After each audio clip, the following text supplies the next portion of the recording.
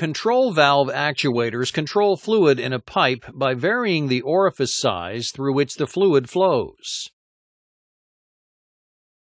Control valves contain two major components, the valve body and the valve actuator. The valve body provides the fluid connections and a movable restrictor comprised of a valve stem and plug that is in contact with the fluid that varies the flow. The valve actuator is the component that physically moves the restrictor to vary the fluid flow.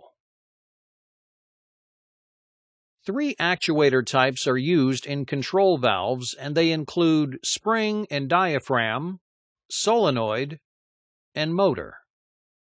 As the name suggests, the spring and diaphragm actuator uses a spring and a diaphragm to move the valve stem and plug. A 15 psi pneumatic signal enters the housing at the top of the actuator. As pressure is exerted on the diaphragm, a downward force is applied against the spring, which moves the restrictor. The diaphragm moves until it creates an equal but opposing force against the spring, at which time the motion stops as the plug meets the valve seat. With no air pressure, the restrictor is pushed upward by the spring to act as a normally open control valve.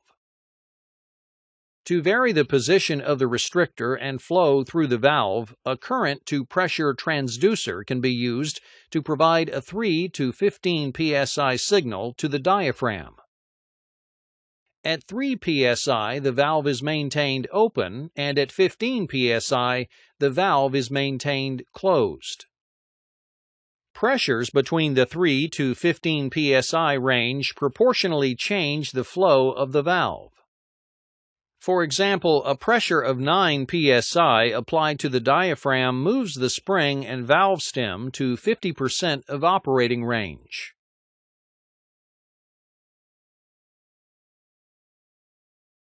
For on-off control of the valve, a solenoid is used to actuate the valve to a fully closed or fully open position.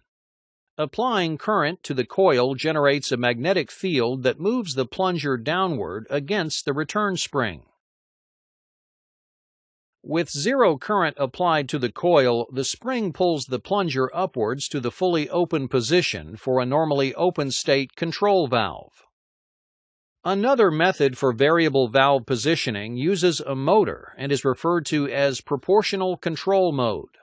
Using a gear motor attached to the valve stem, a servo amplifier provides a DC control signal that moves the valve to the desired position. Feedback is achieved with a wiper arm attached to the valve stem that sends a signal back to the servo amplifier where the position is monitored. The servo amplifier drives the motor until the control signal is equal to the feedback signal.